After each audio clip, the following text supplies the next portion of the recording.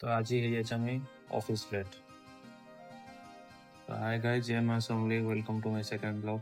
आज सकाले बहुत लेट उठी उठी करी कपड़ा वगैरह एपट सेपट था धुआ धुई करी केन काण सुखे चाषनी पूजा करी फिर से खोजबार लगी।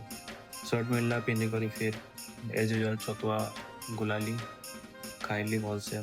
देन छोट गाड़ी करी बाहरली कहाँ जे तेल वगैरह भी बहुत देखा के पड़सी। बहुत लेट भी होती न ऑफिस पहुँची कर इशू डिस्कस गली।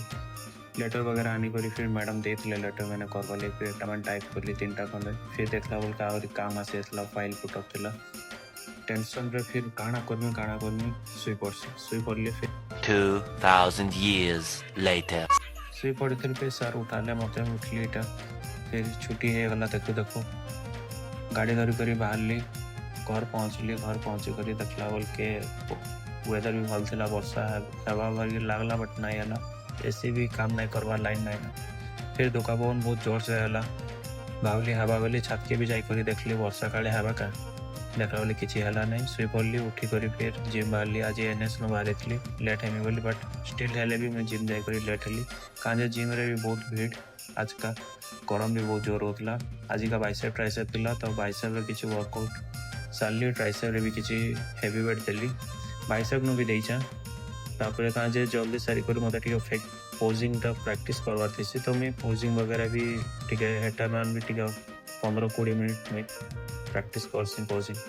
सो सब सारी करी पोजिंग करसी मुझे यहाँ सब पोजिंग वगैरह सब परफेक्टली सारी करी फिर सब पड़सी फोरआर्म्स मारवार थी तो फोरआर्म्स दे करी फिर बाहरली घर के गला फिर भाई फोन कला कहला कि होटेल में किसी खाइबाटा आनबू ना रोसे कर तो यहाँ आम प्रियांशी होटेल में नहीं करी गली आम गाँ पाखे पड़सी। घर पहुँची कर फिर वॉशिंग मशीन कपड़ा वगैरह देती सब जिम रे गाधी कर बाहरली फिर झालना ली करी कहाँ जे किसी लाभ ही ना है।